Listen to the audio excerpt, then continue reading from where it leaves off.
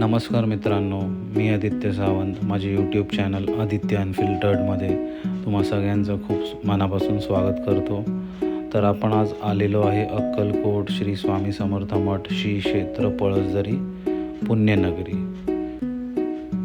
तर चला आपण या मठाविषयीची माहिती बघून घेऊया आणि हे मठ कसं आहे तेही आपण जाणून घेऊया. मठ परिसरात आत शिरल्यावरच तुम्हाला दिसेल आठवण मठाधिपती दादांच्या आठवणीविषयी ते सगळी काही माहिती दिलेली आहे. तर तुम्ही प्रवेशद्वाराच्या समोरच ही सगळी माहिती बघू शकता. ही माहिती नीट वाचल्यानंतर तुम्ही बघाल तर ह्या माहितीच्याच बाजूला दादांची पवित्र अशी समाधी आहे. खूपच छान.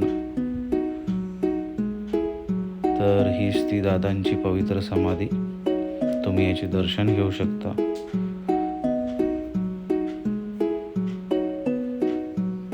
या समाधीचं दर्शन घेतल्यानंतर तुम्ही बघाल तर त्याच्याच बाजूला मठाविषयीची माहिती लिहिलेली आहे. ती तुम्ही नीट वाचू शकता. ती वाचल्यानंतर त्याच्याच बाजूला वडाचं झाड आहे. तुम्ही त्याचं दर्शन घेऊ शकता.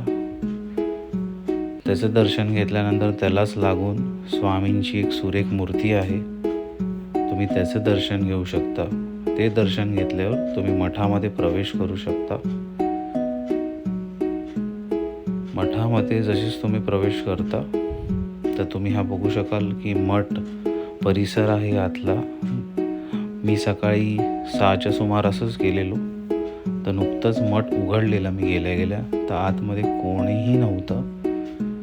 गुरुजी होते आणि मी होतो आणि माझे स्वामी. तुम्ही बघाल तर एवढं प्रसन्न वाटत होतं. पहाटेचा वेळ, सकाळचा वेळ, मठात कोणीही नाही, मी आणि फक्त स्वामी. तर खूपच प्रसन्न वाटत होतं. खूपच छान वाटत होतं. हा मठातला आतला परिसर आहे.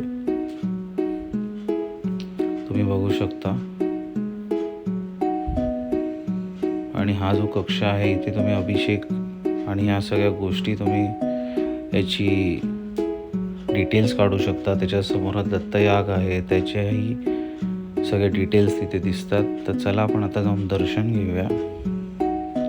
तर जसं मी तुम्हाला बोललेलो की मी सकाळी 6च्या सुमारासच गेलेलो आणि नुकतंच मठ उघडलेलं. तर मठात कोणीही नव्हतं.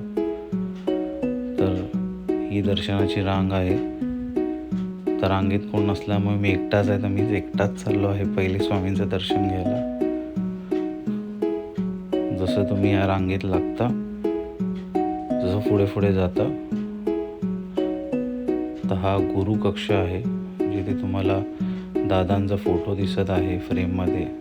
त्यात स्वामी आहेत, त्यांच्या पादुका आहेत. तर आपण या पादुकांचं दर्शन घेऊ. त्या पादुकांचं दर्शन घेऊन झालं आपलं. आणि हेच दादा आहेत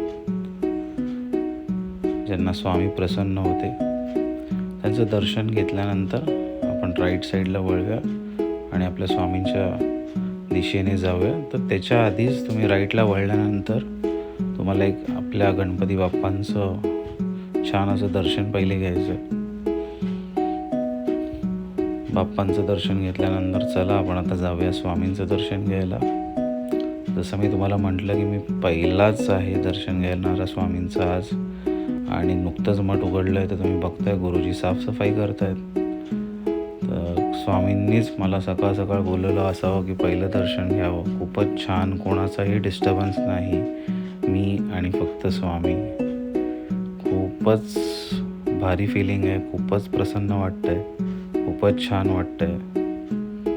ते तुम्ही बघू शकता आतला गाभाऱ्यातला परिसर. तसंच दर्शन घेऊन तुम्ही बाहेर येता. छान सुरेख अशी अजून एक स्वामींची तुम्हाला उभी मूर्ती दिसते. हे तुम्ही लाकडी कोरीव कामही बघू शकता. इतकं छान वाटतंय. आणि मी खरंच सांगेन या मठाला सगळ्यांनी एकदा व्हिजिट करावं. इतकं क्लीन आहे, इतकं छान आहे, इतकी चांगली साफसफाई आहे. आता आपण जातोय स्वामींचं शेजघर बघायला.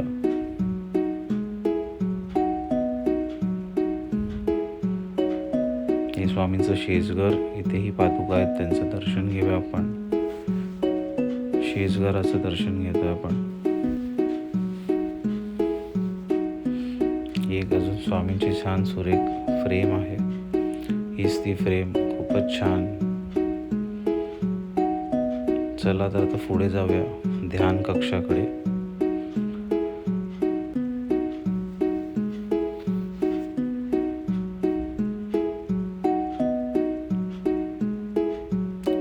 ध्यानधारणा केंद्र.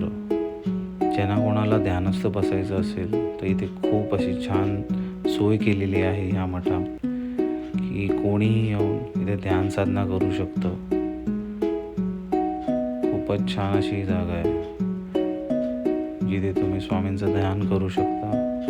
इथेही एक स्वामींची छान अशी मूर्ती आहे.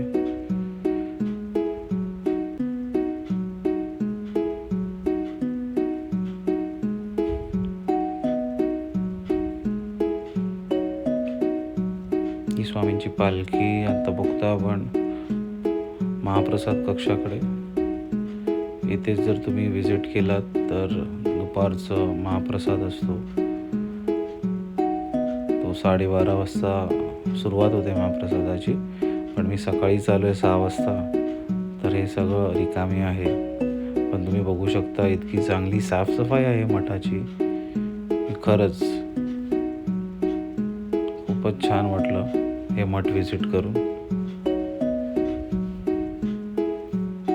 ही पण एक स्वामींची एक छान मूर्ती. खाली देवी माता आहेत. तुम्ही बघा ना, एकही कागद नाही, कुठे कचरा नाही. एवढी चांगली साफसफाई आहे मठाची. खरंच खूप भारी वाटलं हा मठ विजिट करून. हे तुम्ही बघू शकता. इथेही रांगांसाठी जागा आहे. इथेच सगळे महाप्रसादाला बसतात. स्वामींच्या काही मूर्त्या, काही फ्रेम्स, जर तुम्ही ते बघितलं, शेषनागावरती बसलेली स्वामींची मूर्ती, हे काही स्वामींचे फ्रेम्स आहेत. खूपच छान अशा.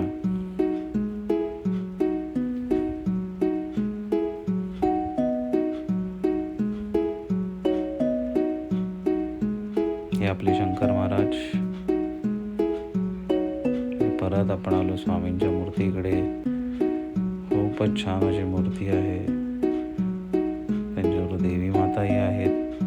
तर इथे बघाल तर मठ विजिट करतानाच मी ह्या कक्षाकडे आलो की जिथे दत्तयागाची तयारी चालू होती. तुम्ही दत्तयागही इथे करू शकता. तर प्रत्येकी याची किंमत 3,500 रुपये आहे. हे बघा, श्री क्षेत्रपाल, श्री वास्तुपूजन. खूपच छान अशी मांडणी केलेली होती की मला राहवलं नाही ते कॅमेऱ्यामध्ये कॅप्चर करण्यापासून. खूपच सुरेख, खूपच छान मांडणी तुम्ही बघू शकता.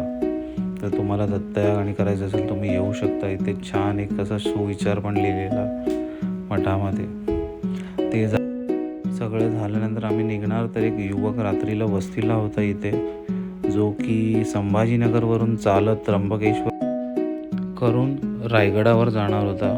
खरंच सलाम अशा जोशाला जय शिवराय बोलून त्यांनी आपला प्रवास सुरू केला.